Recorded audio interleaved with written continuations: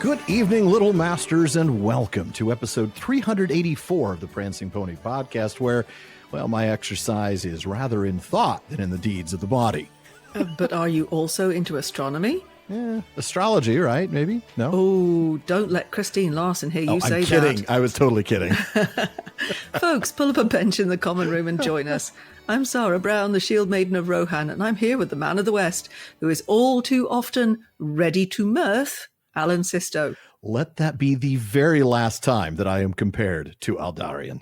Folks, join us as we meet most, but not all, of the key characters in the first part of Aldarion and Erendis. Yeah, on condition that you don't compare me to Erendis either. How's that? No, I promise. Okay. No. Marvellous. Well, no matter whether you came to Middle-earth through the books, the films, the TV show, or something else, each of you is welcome here in our common room. The Prancing Pony podcast continues in our 10th season, wow, of reading and talking our way through Middle-earth with conversations, digressions, and even speculations. Not to mention a few puns and dad jokes here and there. But our purpose, our intent, our goal, our objective is to dive deep into the lore, discussing the story, our favorite characters and themes, Tolkien's inspirations, and a whole lot more. Yeah, well, we take the work seriously. The same cannot be said about ourselves. We're just a couple of friends chatting at the pub, and we're glad you joined us. Yeah, and I'm sure you'll be glad you joined as well. But before we get to tonight's chapter discussion, it's time for a different sort of introduction. Yeah, because usually we start with a philology fair, diving deep into some word nerdery, or maybe we do a This Week in Tolkien History where, well, I think you can kind of get the point of what that one's like. Yeah, pretty much what it says on the tin. Sometimes it's a Kingly Gift segment where we talk about a new book release, or maybe we'll just have a chat with one of our patrons in the North Wing. Yeah, but as we get ready to dive into Unfinished Tales and our 10-part look at Aldarion and Erendis, we thought it might be good to talk about the direction this year will take and what plans Alan has as we begin Season 10 of the PPP. Well, you know, it is hard to believe, but it has been 3 years now since my good friend Sean Marchese, the Lord of the Mark, had to step down from his role as my full-time co-host. Wow, 3 years already. I know, it's just wild. Like, it feels like just yesterday. And I'm like, you're doing what? No. You're kidding me, right? It's a prank. Who's got the camera on me? Oh. Sean, no, man, you're pulling my leg. Oh. He's been back a few times, obviously. It's always great to welcome him back. But here's the thing. I've really had the privilege of working with a number of wonderful co-hosts, including you. No false modesty allowed. Blushes. This season, I'm happy to say it's going to be more of the same. Sara will be with me for another 10 episodes of season 10, taking us right up to the winter holiday break. Oh, yes, I am going to be your almost Christmas present.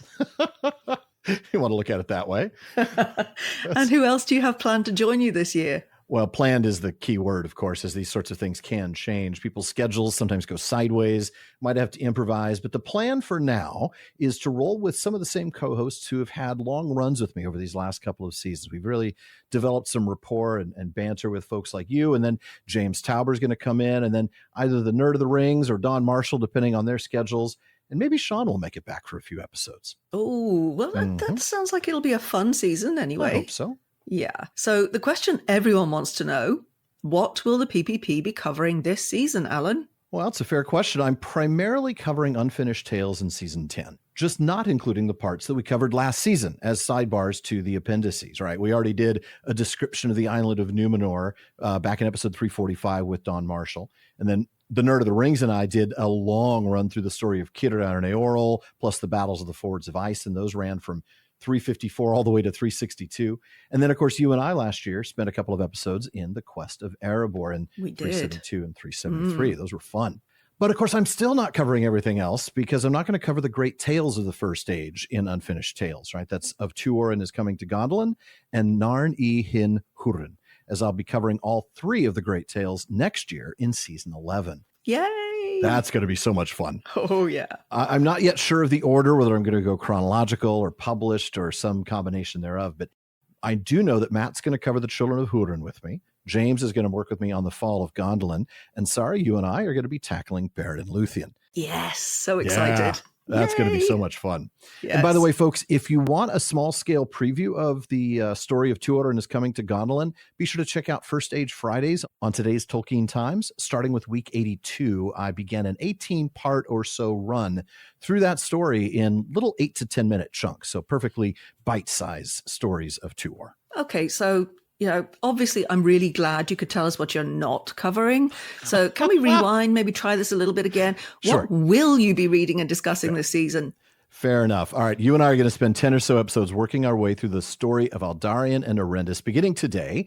After that, James Tauber is going to come in, and he and I will, sort of as an appendix or epilogue to Aldarion and Erendis, spend a few episodes on the story of Tal Elmar out of the Peoples of Middle-earth, because it's a very Númenor adjacent story. Indeed, and yes. Very important, I think, especially right after Aldarion and Erendis. And then James and I are going to spend 6 episodes on the history of Galadriel and Celeborn and all the fun things we find in that chapter. Oh, wonderful. Of course, Christopher did mention that was the most messed up thing ever in the world. And that's a direct quote, of course. Yeah, that's not a paraphrase. I can hear Christopher saying that right now. Christopher's voice ringing through that. That's right. And then, of course, the Tolkien Reading Day episode will come out as usual, typically around March 25th. And I'm hoping that we could do what we did last year, bringing in several folks to each pick a reading or two, whatever the theme may be, but we'll see about that. But that's right between the block with James and the third block. And I'm not yet sure who's going to join me for that. It'll be covering the disaster of the Gladden Fields, the Hunt for the Ring, and the Druidine. And that's going to be a 10-episode block with either Matt from the Nerd of the Rings or Don Marshall. The last 2 months of the season, since that will run us through May, we'll cover the Istari and the Palantiri. And I can now tell you that the plan, please forgive me if this doesn't come through, but Sean Marchese is planning to come back to go through those 2 chapters with me at the end of the season. So how splendid. That's going to be great to have him back. No guarantees, of course, life gets busy, but it is the plan. Okay, well, I love it when a plan comes together, so let's hope that happens, right? That will be nice, yeah. Okay, so now we've kind of set what we're going to do in season 10, but any glimpse at future seasons? Well, I have chatted long-term plans for the show before here and there, usually on our Discord server, in the live recordings, or in the Hangouts, again, with our patrons. The hope is that I've got at least 5 more years of the PPP. This year with Unfinished Tales, next year with the Great Tales, like I talked about earlier. Then after that, a 2-year walk through the Silmarillion, sort of coming back to where it all started and doing it at a slightly slower pace. I still Corey Olsen's words ringing in my ears when he came on at the end of season 1. And we were talking about how it's taken us a year and a half and 44 episodes to make our way through the Silmarillion. He goes, yeah, that might be a little fast. Now, that is Corey saying that. I mean, that would usually cover the Einar Lindelay for Corey. The thing is, he's not wrong. Like, no. As Sean and I proceeded through The Hobbit and The Lord of the Rings and realized just how much we were getting out of that sort of 4 or 5 page per episode discussion pace, which is about what we maintain through The Lord of the Rings. We're like, wow, we could have done so much more with the Silmarillion. So I'm going to be doing a 2-year walk through the Silmarillion for that exact reason. And then after that, at least a season, maybe 2, depending on Tolkien's non-legendarium works. So things like Smith of Wootton Major, Leaf by Niggle, Rover Random even, plenty more, whatever's out there. And after that, truthfully, I don't know yet. I honestly don't, but that's 5 years. I'm sure there will be more after all. Why stop when I'm just shy of 600 episodes and 1,000 hours of content at that point? Well, I can't think anybody would want you to, Alan. I can't think that anybody would want me to keep going, but that's just me. Like, hang it up already, man. Modesty. Time to retire, sir. No. I'm sure we can come up with some more projects for you. I hope so. So anyway, as excited as I am to get into the text, before we actually start Aldarion and Erendis, I think we should introduce the Unfinished Tales as a book itself. So Alan, do you want to take us off with that? I do. I think that's a really good idea. I mean, we've done this before. Like, we didn't do it last year when we did the appendices because we were bouncing all over. We started with the epilogue. We spent, a dozen episodes in Unfinished Tales. But here, I think we need to introduce Unfinished Tales as a volume. And to be pedantic, it's actually Unfinished Tales of Númenor and Middle-earth, but nobody calls it that. We really need to start, though, by going back to the introduction to the Silmarillion, which was published 4 years after Tolkien's death. So that means it was in 1977. It's hard to believe now that I think about it. The Silmarillion will be precisely 50 years old when I begin covering it 2 years from now in seasons 12 and 13. Well, that's excellent timing, though. I know. I can't say it was on purpose. I realized it literally as I was putting this together. I'm like, oh, wow. Oh, no way. 50th celebration. We got to do it. Perfect serendipity, that one. Mm-hmm. Okay, so Christopher Tolkien talks about how, thinking about it all as a single narrative, it became long ago a fixed tradition and background to later writings. But at the same time, it was far indeed from being a fixed text. Mm-hmm. As difficult as it would be, Christopher admits, it fell to him to try to bring the work into publishable form. That's right. And this is still the Silmarillion, right? So he realized that telling the story as he knew it to be, as he puts it, in truth, a continuing and evolving creation, extending over more than half a century, doing it that way would actually confuse readers and, the way he put it, submerge what is essential. Yep. So he opted for a single text, working to create an internally consistent narrative. And he speaks at length about the difficulty of that task, especially with the later chapters. Yeah. In fact, Tolkien himself often acknowledged the difficulty of this. We look at letter 276, which he wrote to Dick Plotz. He was the Thane of the Tolkien Society of America, since merged with and become the Mythopoeic Society. Wrote this letter in 1965, where Tolkien said that the Silmarillion is written, but lacks a thread on which its diversity can be strung, and that it will require the need to acquaint an audience with an unknown mythology without reference to the tales, and to relate a number of long legends dependent on the mythology without holding them up with explanatory digressions. No pressure. None, not at all. Yeah. Oh, see, that's the thing about a podcast that's great. I don't have to worry about holding people up with explanatory digressions. This is what I do. That never happens, right? Yeah, I mean, explanatory digressions is literally your thing. It's my subtitle. Yeah. Yes. So, yeah, in fact, we see Christopher express regrets about some of those choices later, as he eventually wrote the volumes of the History of Middle-earth. And of course, writing the volumes of the History of Middle-earth then gave him a whole different overview over what his father had done. So he was bound to look back then on things like the Silmarillion and think, oh, I could have done that better. Yeah. That's fair enough. Mm-hmm. So in the intro to Unfinished Tales, he says that he chose to present the work not in the form of an historical study, a complex of divergent texts interlinked by commentary, but as a completed and cohesive entity. And of course, he is writing that in the intro to Unfinished Tales, but he's reflecting back on the writing of the Silmarillion. Yeah. And thank goodness he did it that way, as a completed and cohesive entity, because as much as you and I love the history of Middle-earth, publishing the Silmarillion as a completed and cohesive entity made it more successful in the marketplace, which is what gave Christopher the opportunity to then write Unfinished Tales and then eventually all 12 volumes of the history of Middle-earth. I mean, the Silmarillion was a success, 375,000 copies printed at publication. Yeah. Which is why, by the way, first editions just aren't all that rare. So now, with all of that freshly in your mind, let's look more at his intro to Unfinished Tales. Right. So first, the timeline. Right. Professor Tolkien died in 1973. The Silmarillion was published in 1977, and Unfinished Tales was published 3 years later in 1980. Christopher Tolkien, at this point, he's now been responsible for the posthumous literary work of his father for 7 years. And, as he writes, the problems that confront one given responsibility for the writings of a dead author are hard to resolve. That they would be the understatement of the century right Indeed. there. Yeah. And he acknowledges, look, some people in my position would publish nothing at all because Tolkien was critical and exacting. Those are Christopher's words. And that sort of nature about his own writings, as Tolkien very much was, we can see that in the letters and in his own notes, he would not want anyone, arguably, to read his own stuff without a lot more editing. So I could see why some people would not publish anything. But he knew he couldn't do that with the Silmarillion. I mean, his father wanted that published so badly. He'd been trying to work on that since letter 151 with Milton Waldman and even before that. And that's why he gave us that earlier quote about the Silmarillion being a completed and cohesive entity. Yeah.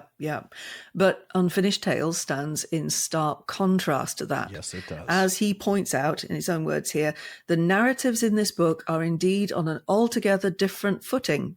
Taken together, they constitute no whole, and the book is no more than a collection of writings, disparate in form, intent, finish, and date of composition, and in my own treatment of them, concerned with Númenor and Middle-earth. Sounds like you just threw them all together and slapped a cover on it. And I know that's not what he did. Nope. But he's very much downplaying his role. But he is trying to say, look, I'm not trying to tie these together in a cohesive story. Right. You are reading bits and pieces. Yeah. And some of them may be more complete than others. Some of them are very unfinished, like Aldarion and Erendis. but, they're worth reading. And this is what he gets into next. He says the method of putting all this together may differ greatly from what he did for the Silmarillion, but he points out that the reason for publishing it is similar to the reason for publishing the Silmarillion. Quote, not different in its nature, though it is of lesser force. And he argues, rightly, we believe, that the same people who wanted to read about those incredible moments in the Silmarillion will discover, quote, that imperfections of form in these tales are much outweighed by the voice, heard now for the last time, of Gandalf teasing the lordly Saruman at the meeting of the White Council in the year 2851, or describing in Minas Tirith after the end of the War of the Ring how it was that he came to send the dwarves to the celebrated party at Bag End, by the arising of Ulmo, Lord of Waters, out of the sea at Vinyamar, by Mablung of Doriath hiding like a vole beneath the ruins of the bridge at Nargothrond, or by the death of Isildur as he floundered up out of the mud of Anduin. Spoilers, I guess. But seeing as how Christopher's put that in the introduction of the text, I can't worry too much. No, then that's fair. Yeah. And even with that said, he knows that, he says, much in the book will be found unrewarding by readers of The Lord of the Rings, specifically those who feel small desire of further exploration for its own sake. Yeah, I think he was underestimating all Tolkien's readers, but, anyway. Maybe. I mean, when you realize, that the Silmarillion has gone on to sell less than 10% of what The Lord of the Rings has sold. Yeah, I mean, a lot more people will read The Lord of the Rings than the Silmarillion. And I dare say a lot more readers will read the Silmarillion than Unfinished Tales, which is really a shame because they're missing out on some incredible stuff. Oh, boy. Honestly, it fills gaps and introduces new things. But anyway, you will get into that. Yeah. So back to what Christopher says. He says, my father would certainly not have thought them wrong. Yeah. And he goes on to cite letter 160, which we discussed last year in 373, talking about the quest of Erebor. Right. Because that's the letter where Tolkien expresses his frustration that the appendices, quote, in truncated and compressed form will satisfy nobody. Not those who love the details and history, but also not those who just enjoy the heroic romance story and would rightly ignore the appendices. Can you imagine if he'd been just let loose, the appendices would be the same length as The Lord of the Rings? Oh, yeah. We'd have 2 volumes of appendices. I'd be here for that. And I would absolutely eat those up 100%. But I get what he's saying. Like, there are people who just want to read the story and be done with it. Yeah. And I get that. But I mean, sure, I'm going to say you're missing out, but that's how you want to read the book. That's how you want to read the book. And Christopher's perspective here is like, I know some people are just not going to like this. Well, he's right. Okay. Yeah. But there's some of us who will. And that he argues persuasively that for some, including himself and certainly us, quote, there is a value greater than the mere uncovering of bits of lore. And so his effort is worth it. Oh, absolutely. Especially for nerds like us. Mm-hmm. So he then goes on to explain the sort of unfinished nature of some of the sections in the book. Yeah. And we'll be sure to look back at this intro as we move forward, as we open different stories. But first, it's time to introduce this story, the one that we're going to spend the next 10 episodes or so talking about, Aldarion and Erendis. Fabulous.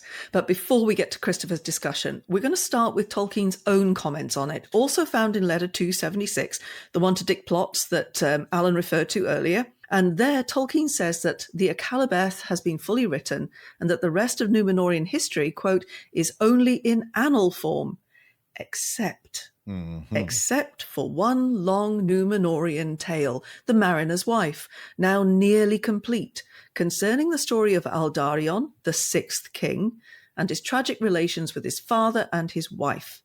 This is supposed to have been preserved in the Downfall, when most of Númenorian lore was lost, except that dealt with the First Age, because it tells how Númenor became involved in the politics of Middle-earth. Problem is that even though Tolkien says the story was then nearly complete, Christopher tells us in his introduction that, quote, it was left in the least developed state of all the pieces in this collection.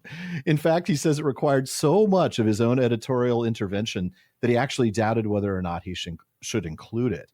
But he says, quote, its very great interest as the single story, as opposed to records and annals, that survived at all from the long ages of Númenor before the narrative of its end, the Akallabeth, and as a story unique in its content among my father's writings, persuaded me that it would be wrong to omit it. And boy, am I glad he did not omit it.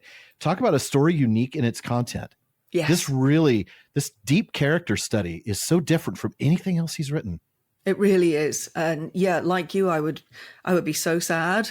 The fact that we have it, I think it is a gift. It really is. It is a gift to the foes of Mordor and everybody else. Well, yes. But then he gives us a really insightful look into just how his father put stories together and why, as a result, it's often difficult to build a full narrative accordingly. So he writes, "To appreciate the necessity for such editorial treatment, it must be explained that my father made much use in the composition of narrative of plot outlines, paying meticulous attention to the dating of events." To nobody's surprise. To nobody's surprise, exactly. I mean, folks, you were listening to the show. You saw this at length in The Two Towers. Sean and I relying very heavily on the chronology and how detailed Tolkien was in creating and refining the timelines, sometimes causing himself all kinds of headaches to make things fit. But the problem with this style is it creates a story that looks rather like a series of entries in an annal, sort of like Appendix B, The Tale of Years. Like if you read that, it's not a story. It's telling you things, but it's not a story. It's a history timeline. It is. It's a history timeline. And in just this one story, Christopher points out, that is Aldarion and Erendis, quote, "There are no less than 5 of these schemes, varying constantly in their relative fullness at different points, and not infrequently disagreeing with each other at large and in detail." Oh, great. And if that's not difficult enough, Tolkien would often move from these annal entries into, quote, pure narrative, especially by the introduction of short passages of direct speech. And in fact, in the last of the plot outlines for Aldarion and Erendis, Christopher says that, quote, "the narrative element is so pronounced that the text runs to some 60 manuscript pages." It's a plot outline that's 60 pages. You've lost the point, Professor. The editor's like, this is not an outline. The thing is, though, what was even harder for Christopher is that tendency of the professor to go from Tales of Years type annals to full narrative was often gradual, requiring Christopher to rewrite, quote, "much of the material in the attempt to give some degree of stylistic homogeneity throughout its course." Now, fortunately, those rewrites were, quote, "entirely a matter of wording and never alters meaning or introduces unauthentic elements," which is useful. Yeah, that certainly helps. And we are told that while the story ends suddenly, there is no, quote, "certain explanation" as to why Tolkien abandoned it. There was a typescript completed in January of 1965, followed by another 2-page typescript that Christopher believes to be, quote, "the latest of all these materials." That was entitled Indis y Kiriamo, the Mariner's Wife, a tale of ancient Númenor, which tells of the first rumor of the shadow. Now, since this is such a long story, we're about to get to it, I promise. We also want to lay some groundwork by briefly mentioning a few key themes that we want you to kind of be keeping an eye out for, things we're going to see and discuss over the next 10 episodes. And I think it's fairly clear the first and most obvious theme is pride. It's present in both Aldarion and Erendis. It manifests differently in each of them, but it's very clearly sort of you will not miss this one. And if you are, you're not paying attention. Yeah, that's absolutely true. I mean, it is connected but separate enough that I think we need to call it out when we see it. The stubbornness of both Aldarion and Erendis. It's going to be pretty clear that neither character is especially willing to change anything for the sake of the other. Or for anybody else, for that matter. Or for anybody else. You think about Aldarion and his father, it's the same thing. He just is recalcitrant. He just, no way is he going to change anything. Yep. Which makes me think of Fëanor, right? I mean, nobody changed his mind ever, It's like, yes, but pride plus stubbornness equals hubris, and we know what happens to that usually. Yeah, it's true. So these two themes, of course, will combine to lead to that cool hand Luke moment. What we've got here is failure to communicate. Well, that was something. And Sara's trying to rack her brain for American cinema references, but that's from an old Western with Paul Newman, and it's sort of a pop culture line. But the idea here is these two people don't communicate very well. They really don't, though. There's also, as the title Tolkien gave it initially suggests, an underlying rise of shadow. right? So there's actually a lot going on in this story. Yeah, there is. It's not just about these two complete doofuses who make an absolute mess of their marriage. And of their daughter, unfortunately. We have so much we need to talk about with Calime, poor child. Yeah, but one of the important things about the tale of Aldarion and Erendis is that actually the effects ring outside of their marriage. It's not just about these two idiots. It's about all of the effects that go on outside of that, because there are ramifications of their choices and decisions that resonate down the years, right? Oh, all the way down the years, 100%. Yeah. So, from Aldarion's rather overwhelming hobby, which is, getting on board ships and building then disappearing. Ships. And, going away for years at a time. Yeah. Which then leads to the encroachment of the Númenorians onto the shores of Middle-earth, which is a huge story. Yeah, there's a reason that we're doing Tal Elmar after Aldarion and Erendis, folks. Exactly. Yeah. And in actual fact, it will resonate all the way down through the Third Age. It really will. And then, as we will get to, it's the choices and decisions that Aldarion makes about his daughter and Calime and the succession that will then also have consequences. Yeah, let's put it this way. You're going to come to wish that the change from agnatic primogeniture to just strict primogeniture, you're going to wish that happened 2 generations earlier. Oh, my goodness. With Silmarillion. But, we'll get to that. It should have that. happened with Silmarillion. Yep. They really did her wrong. I know, they sure did. Yeah. I mean, we've got so much to talk about with these two foolish people. Because, like I said, it's not just about the fact that they really should never have been married. And when they were married, they were atrocious to each other. They were. It's about the choices that they made that then had knock-on effects. So there's so much to talk about. We're going to plug this into the entire legendarium. It's going to be a lot of fun. So yes.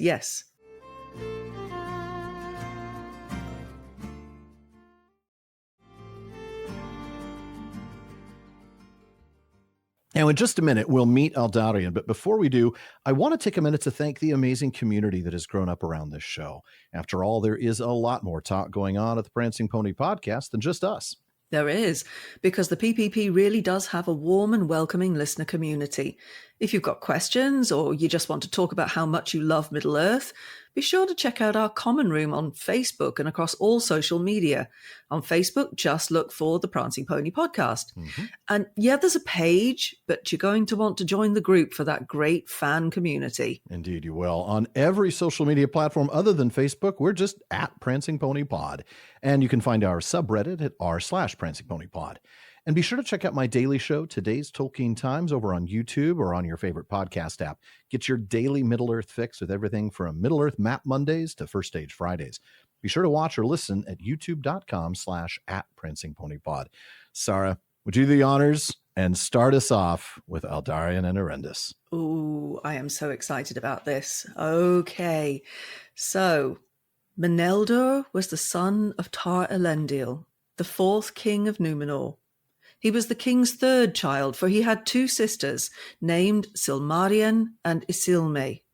The elder of these was wedded to Elatan of Andunier, and their son was Valandil, lord of Andunier, from whom came long after the lines of the kings of Gondor and Arnor in Middle-earth.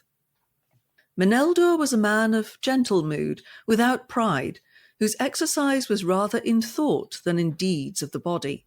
He loved dearly the land of Númenor and all things in it, but he gave no heed to the sea that lay all about it, for his mind looked further than Middle-earth. He was enamoured of the stars and the heavens. All that he could gather of the lore of the Eldar and Edain concerning Ear and the deeps that lay about the kingdom of Arda he studied, and his chief delight was in the watching of the stars. He built a tower in the Forostar, the northernmost region of the island, where the airs were clearest, from which by night he would survey the heavens and observe all the movements of the lights of the firmament. When Meneldur received the sceptre, he removed, as he must, from the Forostar, and dwelt in the great house of the kings in Armenelos. He proved a good and wise king, though he never ceased to yearn for days in which he might enrich his knowledge of the heavens. His wife was a woman of great beauty, named Almarian. She was the daughter of Vëantur, captain of the king's ships under Tar Elendil. And though she herself loved ships and the sea no more than most women of the land, her son followed after Vëantur her father, rather than after Meneldur. The son of Meneldur and Armarian was Anardil, afterwards renowned among the kings of Númenor as Tar Aldarion. He had 2 sisters, younger than he, Eilinel and Almiel, of whom the elder married Orcaldor, a descendant of the house of Hador, son of Hadoldir, who was close in friendship with Meneldur, and the son of Orcaldor and Eilinel was Soronto, who comes later into the tale. You know, as Tolkien often does in a story about persons X and Y, he begins with the parents of one of them. That's just where he does. To give us the context. Yeah. Or to be precise, the father here. I mean, that's who he starts with, starting the story of Aldarion with Meneldur. But even Meneldur's story starts with who he's the son of. Meneldur being the son of the 4th king of Númenor, Tar Elendil. He ruled Númenor from Second Age 590 to 740. And in the next chapter in Unfinished Tales, which is called The Line of Elros, the Kings of Númenor, we learn that Meneldur was born in the year 543, when his grandfather, Tar Amandil, was still on the throne. That's right. Now, keep in mind that as Dawn and I talked about last season when we were discussing Númenor, Tar Elendil may have been the 4th king, but in practicality, he really was just the 3rd king. Elros's son Vardamir, who was 381 years old when he inherited the scepter from nigh immortal Elros, immediately passed authority to his son Amandil. So really, Meneldur was born during the reign of the 2nd king of Númenor. I'm saying that because at the time, it's still a sort of newish kingdom, right? They're getting their feet under them, so to speak. I mean, yes, it's been more than 500 years thanks to their long lifespans, but, we're early in the reign of the kings. But I want you to keep in mind those lifespans because that's going to become very relevant in the story as we move forward. Absolutely. So, coming back to Meneldur, his name originally was Irimon. We don't have precise word nerdery on this name, but eldamo.org suggests that it might be a compound of Irimar, a Quenya word meaning desirable, lovely, beautiful, and the masculine suffix on. But he took his name Meneldur from his hobby as an amateur astronomer, his name being a compound of Menel, the heavens, the dur suffix meaning servant. Mm-hmm. Menel we see, right? We see that in Meneltarma, the pillar of heaven, Armenelos. We even see it in Sam's invocation of Elbereth in Cirith Ungol when he cries out, O Menel Palandiriel, which means from heaven gazing afar. That dur suffix, which is also often endur, it's something we see in Isildur, servant of the moon, or Erendur, servant of the sea, which ends up in a shortened form, Earnur. So we see that pretty frequently. Right. But going back to the line of Elros's entry for him, we learn that he was so into astronomy that not only was his name Servant of the Heavens, he was also called Elentirmo, Star Watcher. Servant of the Heavens, Star Watcher. I'm taking that name, though, if my birth name was Desirable One. Yeah. I'm like, thanks, Mom. That's a really nice name, but I don't want to be. You would so get your butt kicked in the playground, Seriously, wouldn't you? Middle school would be just awful for a guy named Beautiful One. Can you imagine? No. I'm Star Watcher. I don't know who that guy is. Yeah. So. Yeah. Oh, boy. But unlike the 3 kings before Elendil, so Elros and the one day Vardamir and Amandil, his oldest child, that is to say Tar Elendil's oldest child, was not his son. Meneldur was actually his 3rd child. So we read here his eldest child was his daughter Silmarillion. And she is a central figure, not just in Númenorian history, but in Middle-earth history, because it is from her and the lords of Andúnië that Elendil and the kings of Gondor and Arnor are descended. Yep, indeed. But thanks to the Númenorian tradition of agnatic primogeniture, where only the male line descendants can inherit the throne, Silmarillion does not become the 5th ruler and first queen of Númenor. Mm-hmm. That honor will go to her granddaughter. But we'll get there much later in the story. Much later. That's like 8 or 9 weeks from now. Or 7, probably 7 weeks from now. So back to who Meneldur is as a person and a king. And this is all important to set up Aldarion because it's a really stark contrast.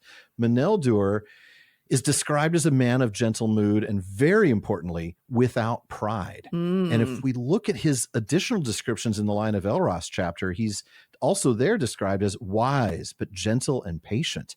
I mean, these are really quality traits in a king or in a person, period. He did have intellectual and philosophical pursuits rather than deeds of the body. I don't know that that's necessarily, a good or bad thing. You could certainly pursue either one, but I feel like this is telling us a little bit more about who this man is. Right. And it's very much going to be set up as a contrast to Aldarion. Yes. This guy is a thoughtful, sensitive philosopher. Philosopher king, definitely. Exactly. And he could not be more opposite to his son. No. As we will see. As we will. He is said to have loved dearly the island, but he didn't consider the sea much because of his love of the stars, even going so far as to build an observatory. An observatory he only left, probably reluctantly, after he inherited the scepter, and he had to live in Armenelos. I'm like, there's room for the throne here in the observatory. Right. Everybody can just come up to the Forest Star to see me. Yeah. It would be fine. In line with the description of his character, we are told he was a good and wise king. We were talking about how there's a lot of contrast between Meneldur and his son Aldarion, and it's going to be clear there's a lot. But there's one thing that's very clearly a strong tie. They both get really into their hobbies. Oh, very much. I mean, Meneldur built an observatory when he's not even king yet. Like, I got to have something to do. I'm going to go build an observatory and watch the stars. Just obsessed. He is. So finally, we're told about Meneldur's wife. This would be, of course, Aldarion's mother, Almarion. And we get her descent as well. It's important because her dad plays a big role in this story. He really does. Almarion's father was Vëantur, who was the famed captain of the king's ships. In the Tale of Years, that's Appendix B to The Lord of the Rings, we learn that Vëantur was the first of the Númenorians to return to the coasts of Middle-earth. That's right. He sailed his vessel, the Entulesse, or Return, to the Grey Havens, where he met up with Círdan, Gil-galad, and some men from Eriador. And we might have a chat about those men in the Patreon postscript. Now, we don't learn about her character traits here, just her appearance. A woman of great beauty. Sara, it does seem like many women are described solely by their appearance, or at least by their appearance first. Does that seem to be what you encounter? That is a pattern, isn't it? Isn't it? And to be honest, we don't learn a heck of a lot more about Aldarion's mother. She does appear in the narrative. She has a few things to say, but she doesn't have a great deal of agency within the story. Erendis' mother actually features more than Aldarion's mother, I think, and later is on. Arguably more interesting in the interactions with her daughter, to be honest. Yeah, I agree.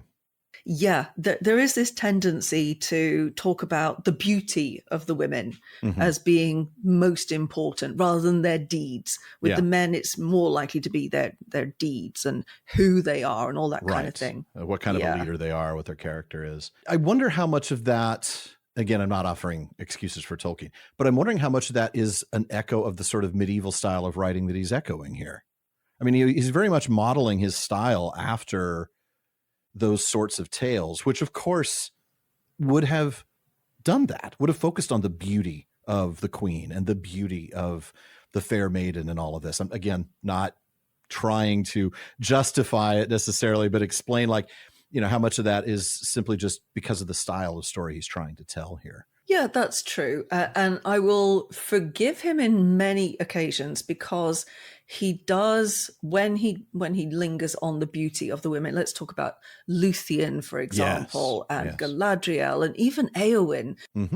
They do then move past. They do. Just being beautiful. Yeah. The women he writes are often pretty amazing, even if there aren't very many of them. Yes, Melian's beautiful. Yes, Luthien's beautiful. Galadriel, Éowyn. But they're also very powerful or very brave or very strong or very determined or very, lots and lots of amazing characters that the women that he writes. I mean, even the villain women, Ungoliant is not to be trifled with. Oh, she gets the better of Melkor. I mean, some of the women in his story are pretty phenomenal, but yeah. Indeed. Yes. Stories of people like Haleth, for example, are really interesting because he doesn't linger on the physical qualities of Haleth.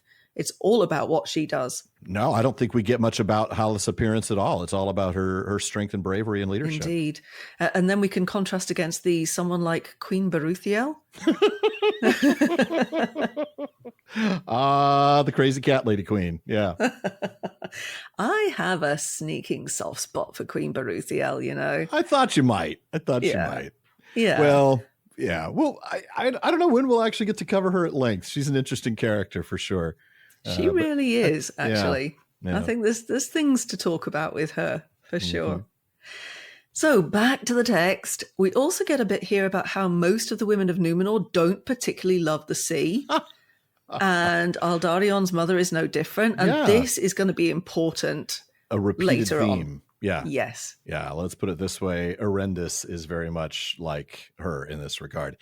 I wonder though why it seems to be a trait of the women of Númenor that they don't particularly love the sea. I've got to suspect that it's simply the same reason we're going to find out Erendis doesn't like the sea. The men are gone for a long time when they sail. A long time, years. This isn't like years. I'm going to take a weekend and go fly across the world to a meeting and come back on Monday. This is, I'll see you in a couple years. Mm-hmm. And they're just expected to, maintain the house, raise the kids, do the things they're supposed to do, and just wait. Yes. Yeah. Patiently. I can't blame Isn't them that lovely? Isn't it? But that, of course, gives us the segue into Aldarion, because we read that her son followed after Vëantur, his grandfather, rather than Meneldur, the guy who wanted to pursue the philosophical stuff and astronomy and all that, which, of course, then leads us to the brief introduction to Aldarion, born as a Nardil. We'll save the word nerdery for a philology fair either next week or the week after, I think. Along with his sisters, Eilinel and Almiel. They get what is essentially their only mention in the whole story. Yep. It's Almiel's only mention, and Eilinel is only mentioned once again in reference to her son, Saranto. Typical, right? This is kind of typical. Yeah. If they don't involved in history, they don't get a mention. No, exactly. So unless the woman is a very central character, again with Melian, Luthien, Galadriel, etc., etc., Tolkien often completely ignores them and they don't even get named. Yeah. But if they get named, then often it's because of their connection to the main male characters around whom the story is being told. And the connection to the heirs or the potential. I mean, because that's the role that Saranto plays, is because of the male line descendants and all of this, you're going to find that Saranto might have been a future king. Yeah, so we're given a brief teaser about Saranto becoming important to the story later. Yeah. And that is very, very significant because of who he is. He is, of course, if you look at who his mother is Aldarion's sister, therefore he is Aldarion's nephew. Right. And that would put him in line for the throne if Aldarion had no son. So and he won't. That will be important. Spoilers. Yeah. Spoilers. Speaking of Aldarion, let's go ahead and introduce the guy. Right. Off you go then, Alan. Aldarion, for so he is called in all tales, grew swiftly to a man of great stature, strong and vigorous in mind and body, golden-haired as his mother, ready to mirth and generous, but prouder than his father, and ever more bent on his own will. From the first he loved the sea, and his mind was turned to the craft of shipbuilding. He had little liking for the North Country, and spent all the time that his father would grant by the shores of the sea, especially near Romenna, where was the chief haven of Númenor, the greatest shipyards and the most skilled shipwrights. His father did little to hinder him for many years, being well pleased that Aldarion should have exercise for his hardihood, and work for thought and hand. Aldarion was much loved by Vëantur, his mother's father, and he dwelt often in Vëantur's house on the southern side of the Firth of Romenna. That house had its own quay, to which many small boats were always moored, for Vëantur would never journey by land if he could by water. And there, as a child, Aldarion learned to row, and later to manage sail. Before he was full grown, he could captain a ship of many men, sailing from haven to haven. It happened on a time that Vëantur said to his grandson, "Anadelia, the spring is drawing nigh, and also the day of your full age." For in that April, Aldarion would be 25 years old.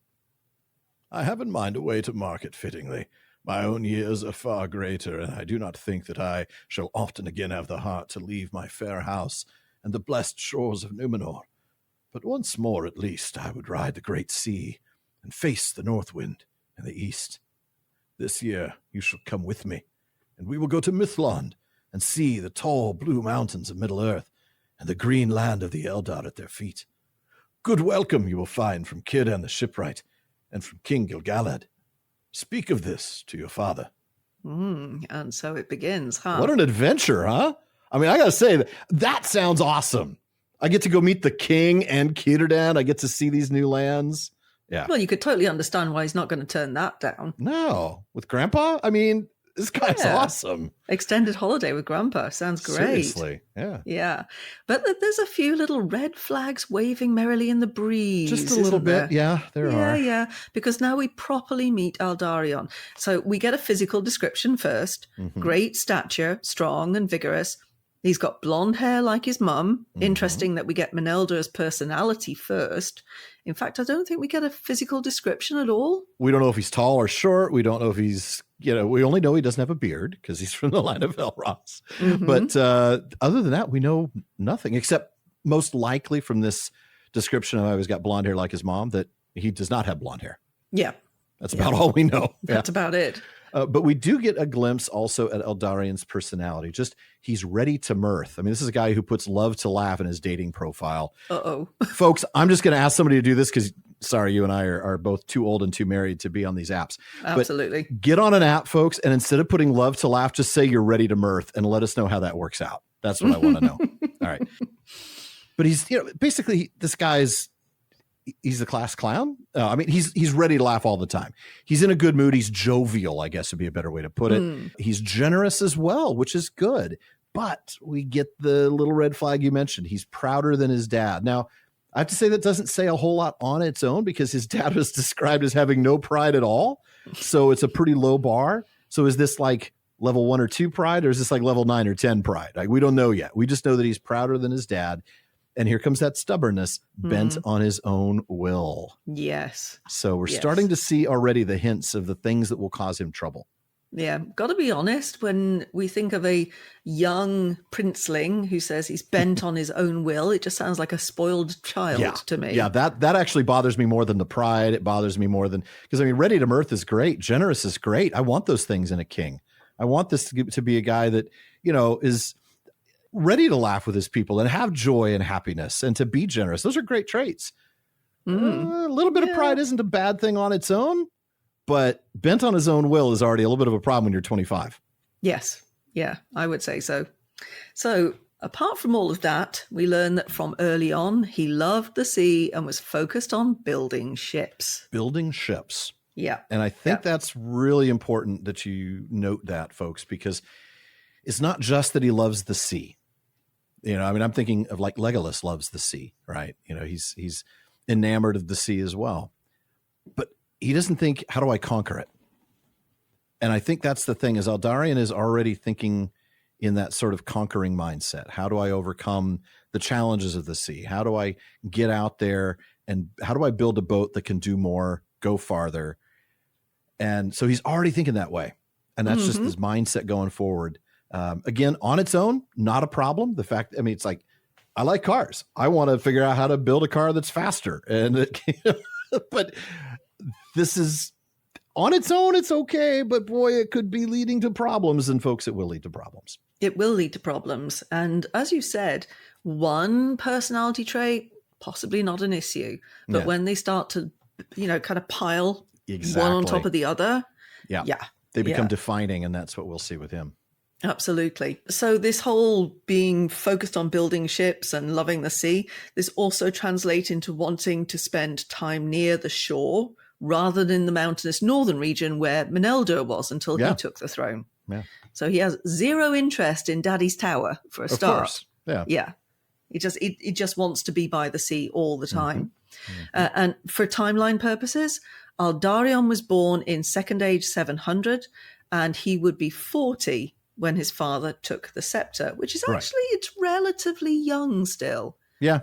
Especially for Númenorian. We'll talk a little bit more about Númenorian's aging in a little bit. But, at the time this is happening, because he is still a young man, Meneldur is perfectly fine with this, right? It keeps him active, both physically and mentally. It's not like he's off building a Melkor worshipping cult or anything. This is, it could be and will be a lot worse than Númenor. It will, He's just building boats, Great. Right. Go for it, son. Have fun, Well, better than having some layabout kid who doesn't come out of his room till midday. Leave me alone, Dad. Yeah, exactly. Yeah. So yes, I suppose you can understand why Meneldur just almost encouraged this, really. Sure. Because and I'm sure he likes his father-in-law. I mean, how do you not like Vëantur? He's a pretty cool guy. Right. And, you're married to his daughter, so you got to have a pretty good relationship with him. So you're like, yeah, you know what? I may not be there, but that's okay. Vëantur's there. Right. So he's safe. He's taken care of. He's got something that he's doing so that he's active. Rather and it's than a good thing to have. Yeah. It's a good skill. Yeah. All right. So not surprisingly, given his interests and thus eventually the lack of connection with his father, Aldarion is very close with his maternal grandfather, the captain of the king's ships, who you were just mentioning there. Yeah. And he often stays with him at a house that has its own dock. This guy's got a property, right? I mean, he's got his own dock. So Aldarion as a kid learns how to row, then how to sail, and then how to captain. And he's not even 25. I mean, this is a very accomplished young man, no question about it. Very talented. Yeah, born to lead, obviously. Yeah, natural leader. So he's still 24. He's approaching his 25th birthday. That's when Grandpa invites him, come with me to Middle-earth. Sail away, sail away, sail away. And, introduce him to Círdan and Gil-galad, but hey, go ask your dad. Just add some gratuitous Enya there in the middle of that. Oh, I'm sure we'll also add some gratuitous Christopher Cross later on. Oh dear, must you? Anyway, quick sidebar about him being 25. This is about the time that Númenorians' extended lifespans kick in. That's right. And we know that because in The Nature of Middle-earth, we get a lot more detail. And we're likely going to return to this quite often in the chapter on Lives of the Númenorians. That's right. There, Tolkien wrote that they grew at much the same rate as ordinary men. Gestation, infancy, childhood, and adolescence up to puberty and full growth proceeded more or less as before. It was after that, Tolkien wrote, that they, quote, then aged or wore out very much slower, so that a 200-year-old Númenorian would be equivalent to an ordinary man in their mid-50s. And again, more on this later. I mean, Erendis has an extended lifespan as well. She's Númenorian, but she's not of the line of Elros. So the lifespans that differ between Aldarion and Erendis become a factor big time. Very much. Yes. Yeah. So back to the text. We didn't read the paragraph where Aldarion asks Meneldur, but we'll mention one line from that paragraph, and that is, his heart guessed that more hung upon this than his mind could foresee. Yeah. The philosopher king was not stupid. Yeah, he's wise. There's something. Yeah, he knew at some gut level that this was a pivotal moment in Aldarion's life. But I mean, how's he going to say no? Right. Like you said, he's going with Grandpa, who's like the most accomplished sailor ever. Right. And he's going to go meet the elves. That's a very important thing. At this point, the kings are still very much faithful. There is no Kingsmen faction to be anti-elf. So he tells him, do as your heart calls, Anya. And by the way, just some word nerdery on Anya. Anna is child, but my child would actually be Anya, Onnanya. That gets shortened to just Anya as a term of endearment. But he does give him one warning, and this is an important one because he fails in this kind of. He says, well, kind of. He doesn't actually fall for the one thing that his dad thinks he's going to fall for. He says, don't fall in love with Middle-earth. Because this, Númenor, is the land where you're going to be king. And not just king either. I love the way he puts it. King and father of this isle. The role of the king of Númenor is more than just mere political leadership. It is a paternal role. It is a caring and loving and sacrificial role that the king needs to take on. And these are your people. This is your land. So don't fall in love with that land. And we'll see what happens, won't we? Yes, it's a shame that he was almost right. I know. He was almost right. Yes. Almost.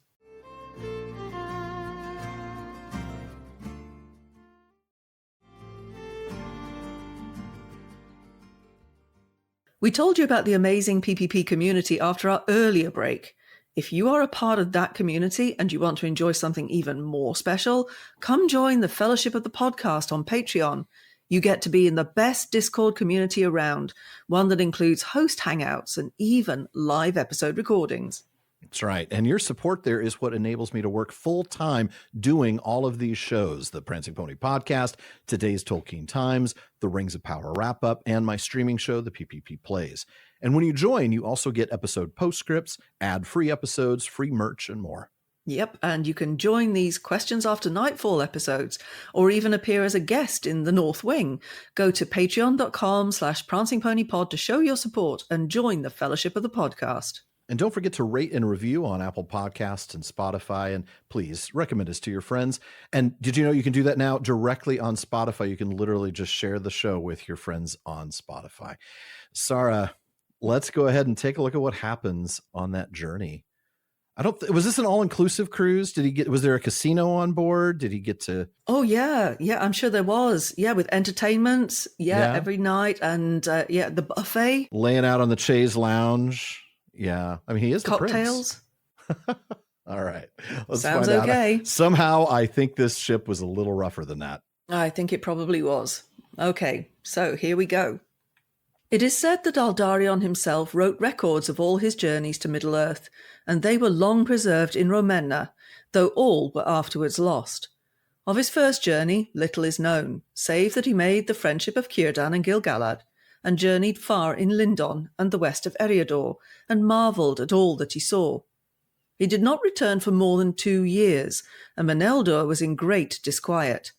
It is said that his delay was due to the eagerness he had to learn all that he could of Círdan, both in the making and management of ships, and in the building of walls to withstand the hunger of the sea.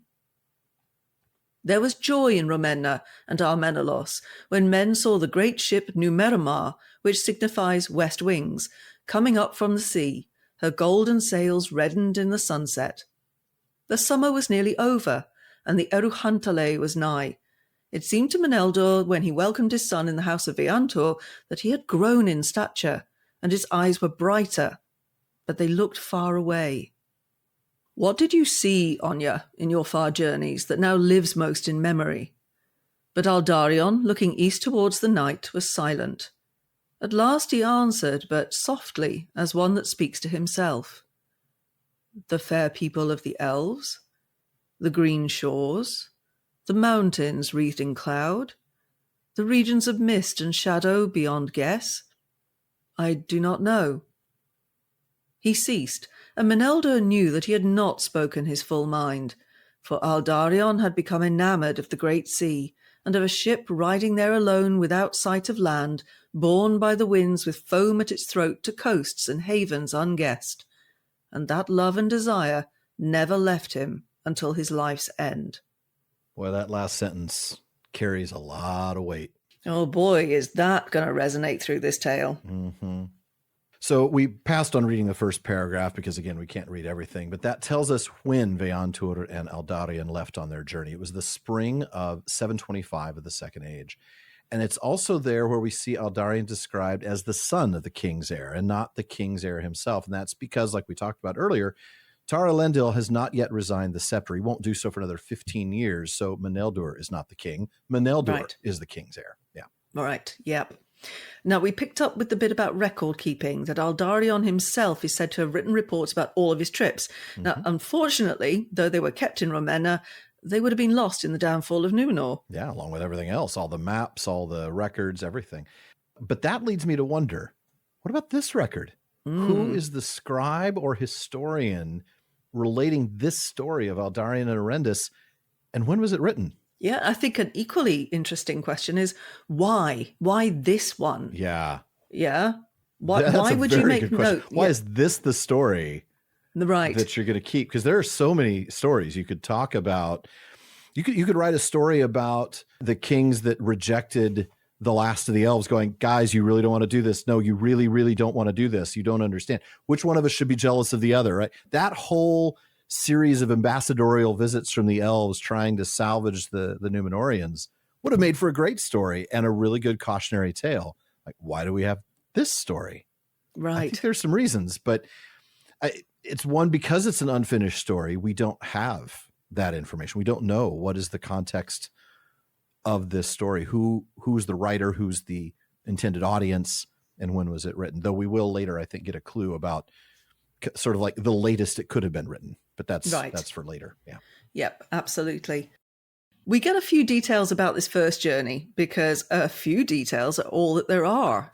We know we know he became friends with both Círdan and Gil-galad, which of course is going to be very important. Very later. important. I mean, and that actually might be the why this story. Yes. Right. Because if there is one moment that is pivotal in Middle-earth history, it is this developing friendship between the men of Númenor and the elves of Lindon, because Númenor comes to their rescue, Yes. Yeah. And not just once either, but it's incredibly significant. Yeah, very. So Aldarion actually spends most of his time working with Círdan, right? He's learning more about shipbuilding, because if there's a better shipwright on the planet than Círdan, I don't know who he is. And not just how to build better ships, but also how to improve the harbors, how to build harbors that can withstand more and more violence from the waves and storms. And that's going to be important for when the Númenóreans, of course, expand out onto the shores of Middle-earth. Yeah, we'll see him establish Vignalonde, I think, in the very next episode. Yeah. Yep. So we learn that he traveled in Lindon and into the western parts of Eriador, but significantly, he was gone for over 2 years. Well, a short trip for him. He comes back near the end of summer in Second Age 727, and there was much rejoicing. Yay! Autumn is just around the corner, as the Númenorian holiday of Thanksgiving was coming up. In a couple of episodes, we're also going to see the Erokierme, so we'll talk about the festivals then when the Meneltarma makes an appearance as well. Right. Now, his dad, upon seeing him for the first time in 2 years, thinks, well, he's grown. Mm-hmm. But something's not right. His eyes looked far away. And Meneldur asks a really good question. I need to remember the way this was worded. What did you see on your trip that now lives most in memory? What a way to ask that question. I think it really, hopefully, prompts the hearer to really dig in and think, what really impacted me? What was my... What am I taking away? Yeah, my takeaways. And, Aldarion answers his father's... Well, he doesn't really answer his father's question. He responds with a series of questions, but like the text says, sort of like he's talking to himself. Is this what I'm remembering most? Is it the elves? The coast, mountains, the mysterious distant lands? He's unsure. He doesn't really know how to answer the question. But it's none of those things, no, is it? It's none. Nope. Smokescreen. Yep. Meneldur is wise and discerning, and he knows that Aldarion has not answered that question fully. No. But the narrator does. Aldarion has fallen in love with sailing on the great sea, and that is a love that is never going to leave him. Sailing takes me away from where I'm going to. You knew that was coming. You knew it had to come. It had to come at some point. At least it wasn't Rod Stewart and sailing. Oh, goodness. No. Thank you. Thank you for that. I am so grateful. I'm not going to do Rod Stewart. I can barely do Christopher Cross. I'm not going to do Rod Stewart. I do like, though, how the text sort of describes his crush, and let's be honest, that's what it is, of the great sea and of a ship riding there alone without sight of land, borne by the winds with foam at its throat to coasts and havens unguessed. How did we slide into pirates right there? Well, I mean, it's just this dramatic reading of... Is that what it was? And it's sort of got this sense of majesty and power and mystery and adventure. And it's almost, and again, we don't know who wrote this. And I don't think Aldarion wrote the story, because he sure would have made himself look a lot better. I think so. This part of the narration is telling us how Aldarion is viewing this. It is so florid and rich, and the prose is just, how could anybody not love this? Right. I mean, it's such a beautiful description. It is. You could almost see it as a painting, couldn't you? You could, yeah. I'm seeing this sort of very stormy water, and all the spray is up in his face, and it's almost as tall as the highest mast, and the ship is just climbing and dipping, and it's amazing. Yeah, I'm on the side of Erendis and his mother at this point, because that and I'm on the side of the ship throwing up, but Yeah, no, thank you. No, I'm good. Thanks. Yeah. Where's my Dramamine? Oh, yeah, definitely. So when Aldarion had left 2 years ago, Meneldur had given him the advice to not become enamored of the great lands.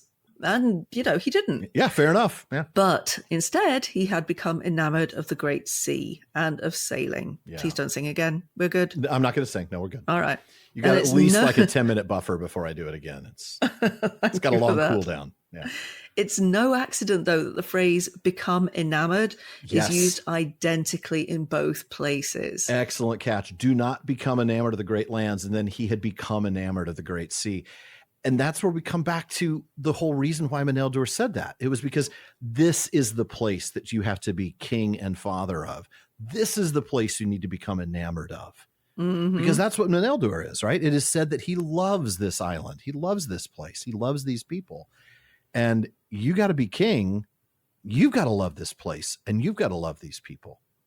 And instead, Aldarion is putting that love elsewhere, outside of Númenor. That's disastrous for a future king. It absolutely is. He's going to be the king. If he were the second son, he could absolutely afford to be this, and it would be no problem whatsoever. But he has to be the king. And the king has to set aside these sorts of things in the interest of ruling and leading his people. And he's not going to be ready to do that, as we'll see. Yeah. Right. And I do think it's significant that Tolkien uses a word like enamored, because for me, I mean, I'm not as level of word nerdery as you are, but for me, it actually feels stronger than just that he had loved the great sea, but become enamored of. I think it's just such a greater depth to that. It's a greater depth, and it also suggests almost a little bit of passivity. If he loved the sea, it's him doing the loving. He has become enamored. The sea has done this to him. I love that. Yeah. And there's this sense of almost evading responsibility for it. Like, it's not my fault. I've become enamored, you know? The sea the sea made me do it instead of the devil made me do it. Is that when you would describe the sea as your mistress then? Yeah, very much so. I mean, as we'll see, the sea is very much Aldarion's mistress. Yeah. Yeah. Oh, but he's not done yet, is he? No. No. And let's hear a little bit more about this. Over to you, Alan. Vëantur did not again voyage from Númenor, but the Númenor he gave in gift to Aldarion. Within 3 years, Aldarion begged leave to go again, and he set sail for Lindon. He was 3 years abroad, and not long after, another voyage he made that lasted for 4 years, for it is said that he was no longer content to sail to Mithlond, but began to explore the coasts southwards, past the mouths of Branduin and Gwathlo and Angren, and he rounded the dark cape of Ras Morthil, and beheld the great bay of Belfalas, and the mountains of the country of Amroth, where the Nandor elves still dwell. In the 39th year of his age, Aldarion returned to Númenor, bringing gifts from Gil-galad to his father, for in the following year, as he had long proclaimed, Tar Elendil relinquished the scepter to his son, and Tar Meneldur became the king. Then Aldarion restrained his desire, and remained at home for a while for the comfort of his father. And in those days he put to use the knowledge he had gained of Círdan concerning the making of ships, devising much anew of his own thought, and he began also to set men to the improvement of the havens and the quays, for he was ever eager to build greater vessels. But the sea-longing came upon him anew, and he departed again and yet again from Númenor, and his mind turned now to ventures that might not be compassed within one vessel's company. Therefore he formed the Guild of Venturers, that afterwards was renowned. To that brotherhood were joined all the hardiest and most eager mariners, and young men sought admission to it, even from the inland regions of Númenor, and Aldarion they called the Great Captain. At that time, he, having no mind to live upon land in Armenelas, had a ship built that should serve as his dwelling place. He named it, therefore, Eambar, and at times he would sail in it from haven to haven of Númenor. But for the most part it lay at anchor off Tol Uinen, and that was a little isle in the bay of Romenna that was set there by Uinen, the Lady of the Seas. Upon Eambar was the guild house of the venturers, and there were kept the records of their great voyages. For Tar Meneldur looked coldly on the enterprises of his son, and cared not to hear the tale of his journeys, believing that he sowed the seeds of restlessness and the desire of other lands to hold. Ooh. Oh, that's not good. Oh, that is foreboding in a huge way. The desire of really other is. lands to hold. Oh, man. Wow. Which is exactly the opposite of what Tar Meneldur wanted him to do. Mm-hmm. Okay. Right. So let's get back to the beginning of that, because sure enough, just like he said over 2 years ago, this was Vëantur's last journey. So he was born in 451 of the Second Age. So he was 286 years old when they came back from this trip. Oh, man. I mean, I think he's earned his retirement. Yeah, I think so. Yeah. Now, we don't have anything that says when he died, but if he was in the line of Elros, he probably had another century or so to go. Yeah. Yeah. And if not, he was getting pretty close, because 300 is about the lifespan for non-Elrosians. I couldn't think of a word. And if that isn't a word, it should be. Yeah, it should be. Yeah. He probably just fancied, spending that last century in a cabana on the beach. Exactly. Yeah. I just want to take it easy. I mean, a 2 or 3 year long time on a ship is not a luxurious venture, I'm sure. No. So he gives his ship, West Wings, no relation to the TV show, to Aldarion. And I mean, the thing is, I'd say he sails off into the sunset, but he clearly can't do that now because he doesn't have a ship. But he does leave the story, as that is the last that this tale tells of Vëantur. Well, he's done his bit now, hasn't he? Yeah, he really has. He's played his part. Yeah. For good or for ill. Yeah. For good or for ill. Yeah. Now, being enamored of the sea, as we were discussing a few minutes ago, and of sailing on it, well, now he has his own ship. So Aldarion's kind of eager to get back out there. He is, yeah. To his minimal credit, he waits 3 whole years, and then he begs to go again, and then he's gone for 3 years, and then he leaves for another 4-year journey after that. Yeah. Now, the timeline for this, in case you're not following, and it is a little tricky, some of it's given at the end of the section. The first journey was from 725 to 727, then another one from 730 to 733, and then another one from 735 to 739. So between the time he was 25 and the time he was 39, that's a 14-year span, he was gone for 9 years and home for 5 years. Thank you for doing the maths. I don't do the maths. I have one job on this show. Yep. It's a dumb job, but somebody's got to do it. Especially when your co-host is just not into numbers. So we get some detail here on the third of these early voyages, because he doesn't just head to the Grey Havens and have a chat with his old buddies Círdan and Gil-galad. No, he goes south, past where the Brandywine, Grey Flood, and even the Eisen flow into the sea, and then further than that, around the Cape of Andrast and into the Bay of Belfalas. That's a long way. The footnote here does give us a little bit more explanation. First, that Sir Angren was the Sindarin name for the river Eisen. Also, Ras Morthil, a name not otherwise found, must be the great headland at the end of the northern arm of the Bay of Belfalas, which was also called Andrast, Long Cape. Now, more interestingly, though, it's this bit about the country of Amroth where the Nandor El still dwell. As Christopher points out in the footnote, this means that this story was written down in Gondor before the departure of the last ship from the Haven of the Sylvan Elves near Dol Amroth in the year 1981 of the Third Age. And that's really all we have. It's not much, but it's all we've got. Sometime before Third Age 1981. So sometime late Second Age or in the first 2 millennia of the Third Age. That's a pretty broad window. It really is. Written in Gondor, it could have been right after the fall. It could have been around Third Age 1000, or it could have been just in Third Age 1980. So Aldarion comes back. He's 39 years old. Again, it's Second Age 739. It's very easy that he was born in Second Age 700. Makes the math That really simple. helps. Even for me, that really helps. And he brings gifts from one king to another, right? From Gil-galad to Meneldur. Yeah, all of this communication, if you like, between the elves and the Númenorians, this is so important. It's so significant.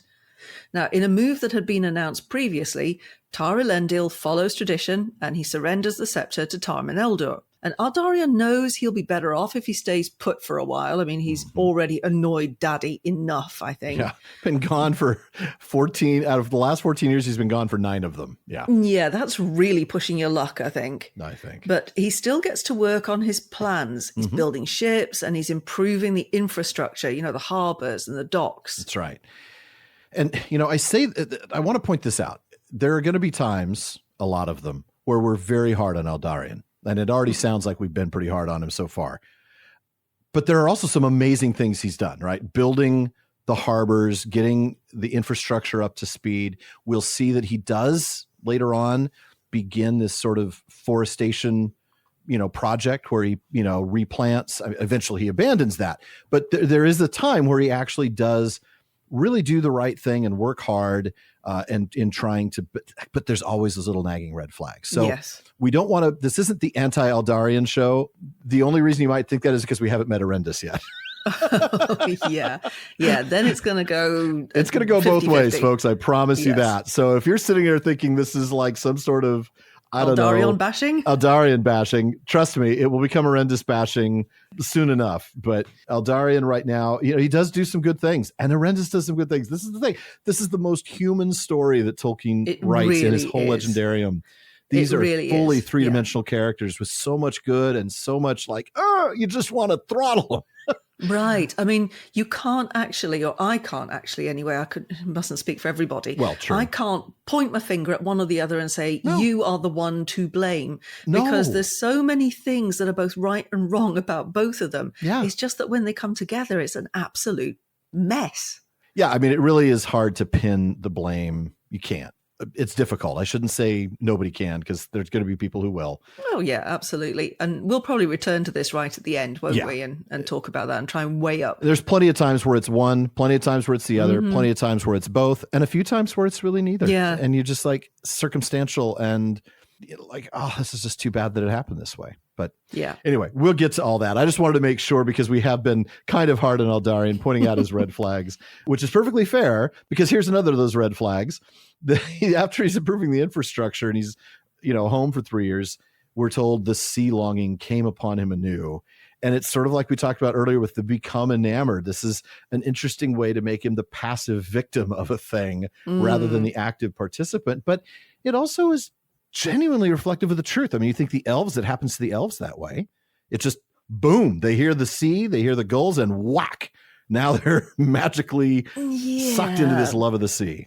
But those two things are not the same, are they? They're not. I mean, the sea longing for the elves is the call of Valinor. The West, yeah. Right. And I mean, that's the Valar and their call and all of that. So it's not quite the same. And honestly, when I read about Aldarion becoming enamored and the sea longing came upon him anew, that just sounds like an excuse to me. It does. It does a little Wasn't my fault, Dad. Honestly, it does. It really does. That's fair. Yeah. That's fair. I mean, own it, Aldarion. You love the sea. You want to be out on the sea. So just own the fact that that's what you're feeling, rather than say, oh, the sea longing has come upon me. There's a little bit of me that wants to give him a touch of credit for it, because if you think back to, I'm trying to remember if it's Ainulindale or Valaquenta. I think it's Ainulindale. It is said by the Eldar that in water there lives yet the echo of the music of the Ainur more than in any substance else that is in this earth. And many of the children of Iluvatar, which of course would include the men, hearken still unsated to the voices of the sea, and yet know not for what they listen. So there is, I mean, I think of Tuor and the way he, became enamored of the sea in a way when Ulmo shows up. Yeah, that's true. But then, he turns his back on the sea and he does what he needs to do, which is go to Gondolin, which checks notes, is not surrounded by the sea. That is correct. It's pretty much as far from the sea as you can get in Beleriand. Indeed.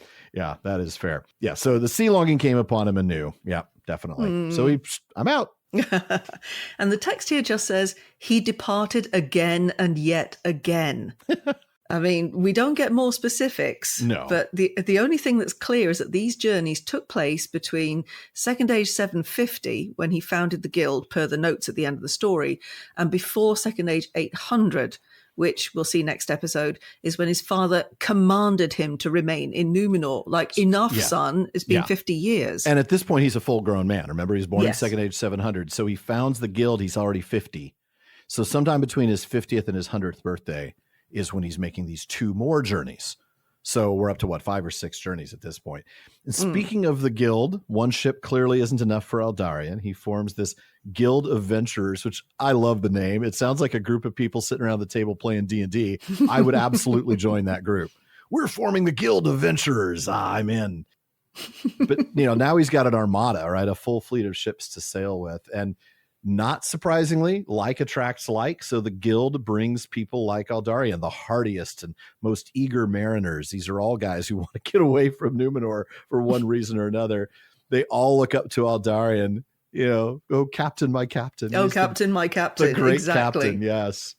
Oh, man. Yeah. And he hates being on the land so much. He even builds himself a houseboat. I love that. I mean, land has nothing for this dude. No, nothing at all.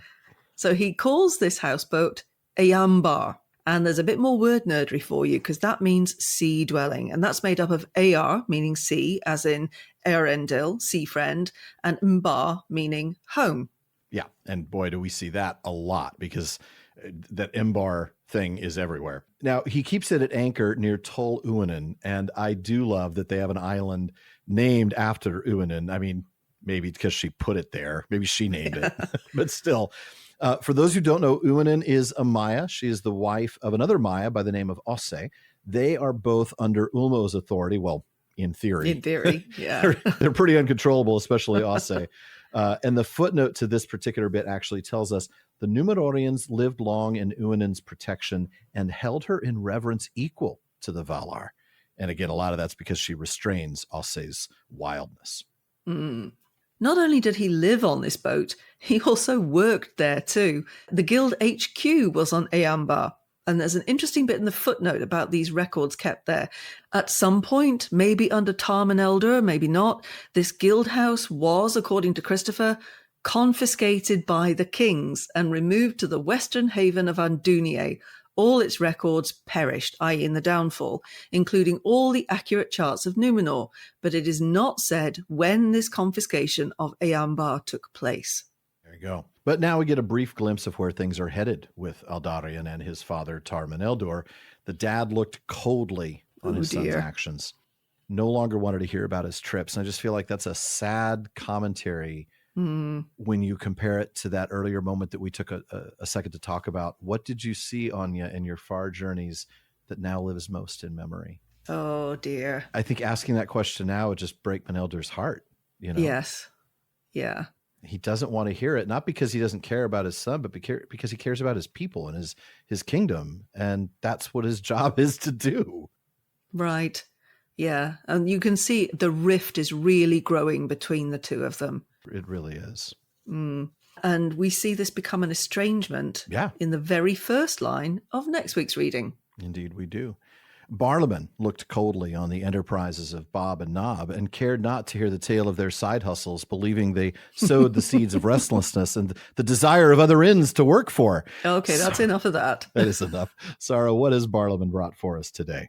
Okay, so we have a question from Nick in the UK who writes in, "You've said on the podcast before, and I've read in the letters, that Tolkien wanted to publish The Lord of the Rings and the Silmarillion at the same time together. My question for you is, do you think this would have been better? How would readers have benefited? What would we have missed out on? Would you have preferred it? And would we still have History of Middle-earth or Unfinished Tales to a lesser capacity, or at all?" That is a good question, Nick. And that's the thing. We have talked about Tolkien's desire to do that. And it's so evident in letter 131 to Milton Waldman, and also in multiple letters that he wrote to Rainer Unwin, like, no, really, we need to publish the Silmarillion if we're going to publish The Lord of the Rings. Right. He's like, well, our readers suggest otherwise. What did he call it? A little too Celtic, I think. Which really irritated got Tolkien. Under Tolkien's skin in a big way. goodness. Like, how dare he say that? It's a lot of things, but it ain't that. It ain't Celtic. Yeah. Yeah. I mean, you need to look at the premise of the question here, because the problem is the Silmarillion as we have it now. Yes. I don't think that would have helped. No. But if he had actually managed to fully finish the Silmarillion in the way that he wanted to, and then the books came out together, maybe. But would he have ever been able to? I mean, that's the thing. No. He worked on it for 20 years. And I think the reason he didn't is arguably because he couldn't. Not the way he wanted to finish it. I mean, even Christopher had to say, I have regrets about the way I put this together, but at least it's out there.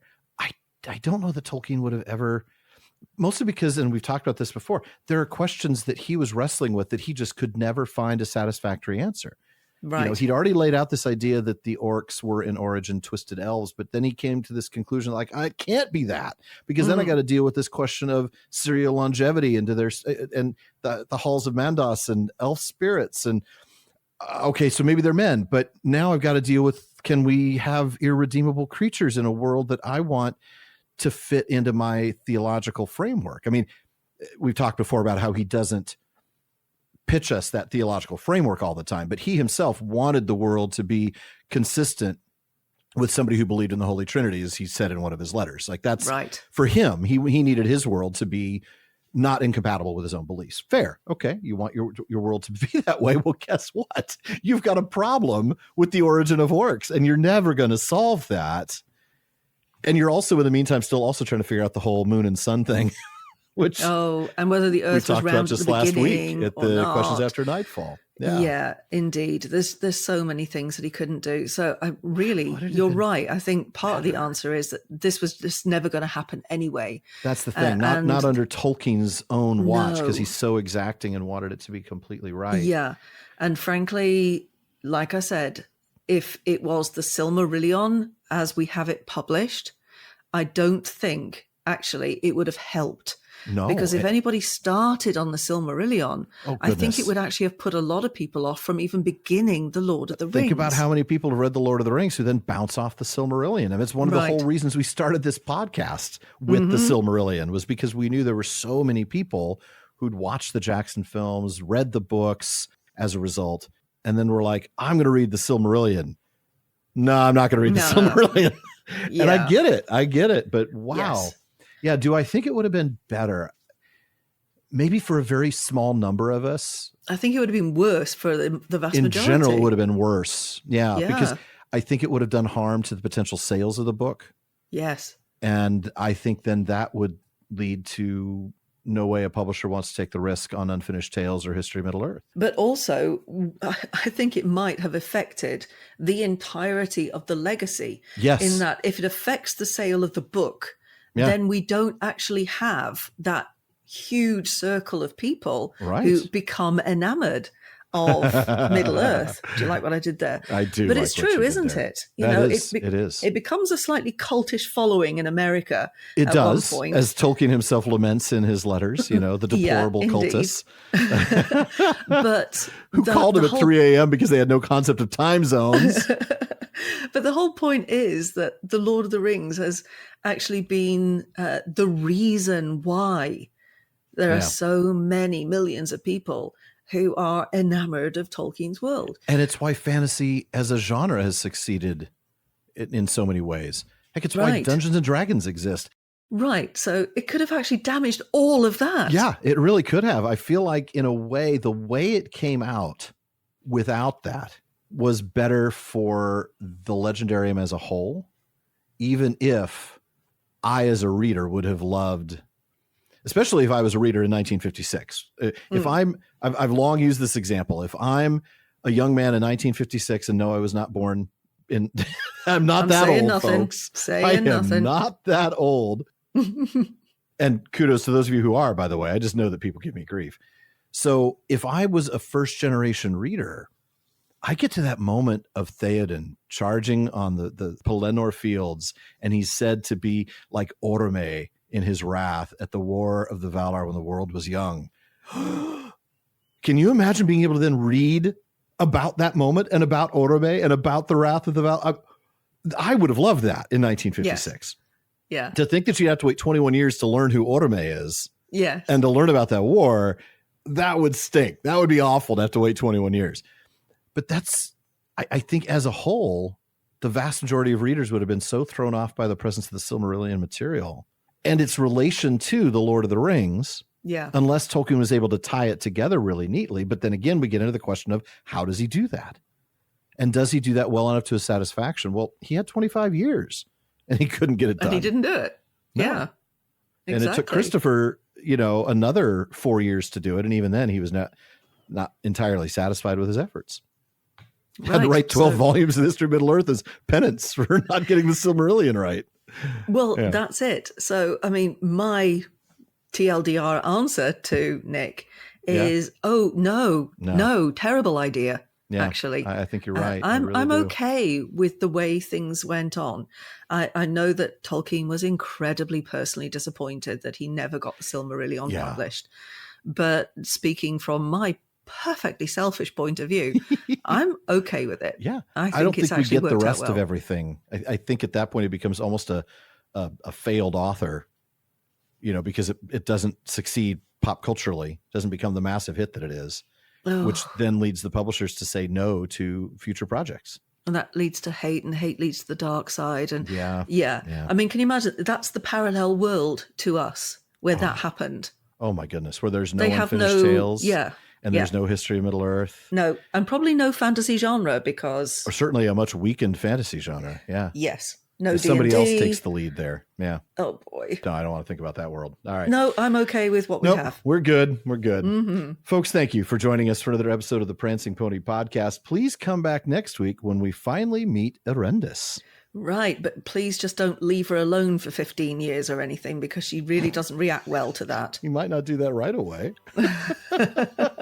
Now, Alan and I want to thank the members of Team PPP, editor Jordan Rannells, Barleyman Becca Davis, social media manager Casey Hilsey, event and Patreon community coordinator Katie McKenna, graphic artist Megan Collins, and website guru Phil Dean. And please take a minute to check out the prancingponypodcast.com. That's where you're going to find show notes, outtakes, and old Prancing Pony ponderings, back when I used to have time to write those things. We are changing vendors for our merch at the moment, but our online storefront should be back soon. You can get all sorts of cool PPP merch, including the incredible chapter art that Megan's been doing for the show for 3 seasons now. Indeed. And we're all about the books here at the Prancing Pony Podcast, so be sure to also visit our library page. And we try to make sure that any book we've mentioned on the show is linked there for you to purchase. And we do get a small amount of compensation when you make your purchase, so thank you for that. Indeed. We also want to thank our patrons at the Kierdan's contribution tier.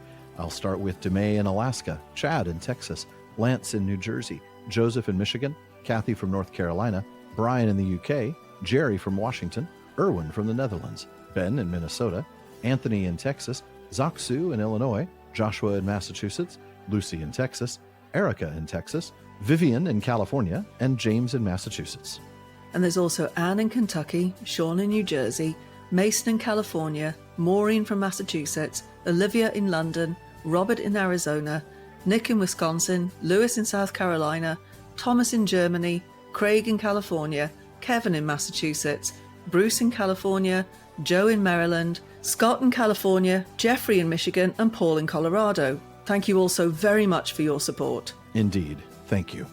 And make sure you don't miss any episodes of the Prancing Pony Podcast. Subscribe now through Spotify, Apple Podcasts, Amazon Music, or your favorite podcast app. And one last thing, as always, don't forget to send your thoughts, comments, and most of all, your application for membership in the Guild of Venturers to Barliman at theprancingponypodcast.com. Now, Barliman does have a lot of mail to sort through, though, so we'll try to get to you just as soon as we're able. As always, this has been far too short a time to spend among such excellent and admirable listeners. But until next time. How farewell, folks.